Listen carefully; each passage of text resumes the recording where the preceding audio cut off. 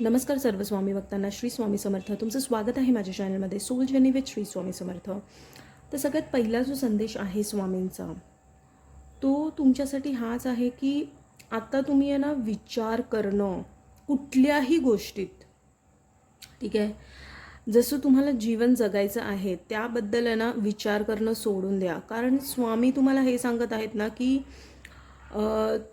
तुम्ही आत्ता काय होणार आहे, नंतर काय होऊ शकतं, किंवा 10 वर्षानंतर काय काय होऊ शकतं, किंवा ह्या सगळ्या विचारांमध्ये ना खूप अडकलेले असतात. तुम्हाला परिवाराकडून त्रास असू शकतो, किंवा मग परिवाराला जो त्रास होत आहे तो तुम्हाला कुठेतरी बघवत नाही आणि त्यामुळे तुम्हाला खूप चिंता आणि खूप प्रश्न सतवत असतात रोज. आणि त्यामुळे ना तुमचं कुठे कुठे राग म्हणजे भलत्याच गोष्टींवरती निघतो आणि मग तुम्हाला ते नंतर त्याची जाणीव होते आणि कुठेतरी मग तुम्हाला त्या जाणीवेबद्दल वाईटसुद्धा वाटतं की आपण इतकं रिॲक्ट नाही व्हायला पाहिजे होतं, किंवा अशा सगळ्या गोष्टी तुमच्या डोक्यात फिरत असतात. नंतर तुम्हाला त्या गोष्टी विचार करून तुम्हाला असं वाटतं की नाही आपण जरा अति बोललो, किंवा ह्या सगळ्या गोष्टी तुमच्या आयुष्यात आता सध्या तरी घडत आहेत. आणि ते का घडत आहेत? कारण कुठे ना कुठे ना तुम्ही लोकांबद्दल अति विचार करून करून आहे ना तुम्ही स्वतःलाच कुठेतरी त्रास देत आहात.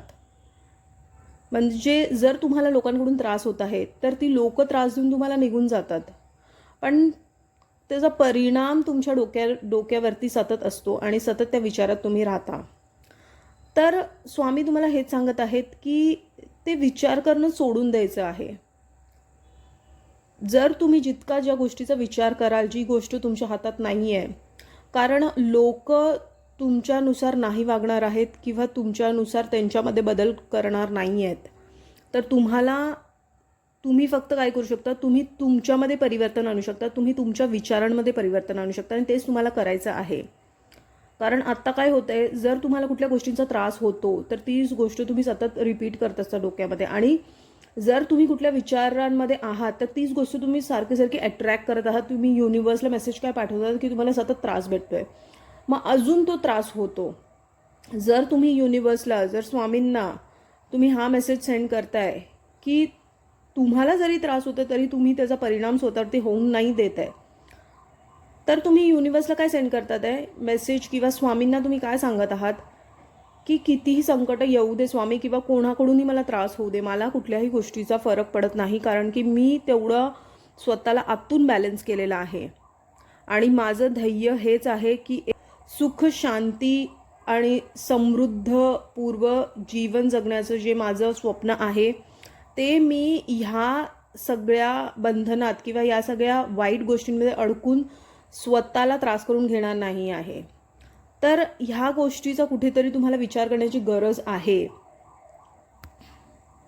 आणि बघा, कुठे ना कुठे तुम्हाला त्याचमुळे आहे ना नामस्मरण, कारण कलियुगमध्ये रामबाण उपाय काय आहे तर ते आहे नामस्मरण. स्वामींचा नामजप जितका जास्ती कराल तितकं तुम्ही बघाल तुमच्या सगळ्या संकटांचं निवारण होणार आहे.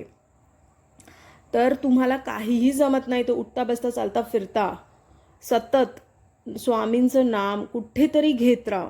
कुठेतरी तुमच्या विचारांमध्ये स्वामींचं नाव सारखं सारखं असू द्या, किंवा तुम्ही टायमर लावून मोबाईलमध्ये पण तुम्ही जापमाळ जे ॲप्स आहेत त्याच्या थ्रूसुद्धा तुम्ही दिंडोरी प्रणित ॲप आहे त्याच्या थ्रू पण तुम्ही जापमाळ फोनवरती सुद्धा करू शकता. तर तुम्हाला हे करायचं आहे. जर तुम्ही करत असाल तर उत्तम, नाही करत असाल तर हे तुम्हाला करायचं आहे. हाच महत्त्वपूर्ण आजचा संदेश आहे स्वामींचा.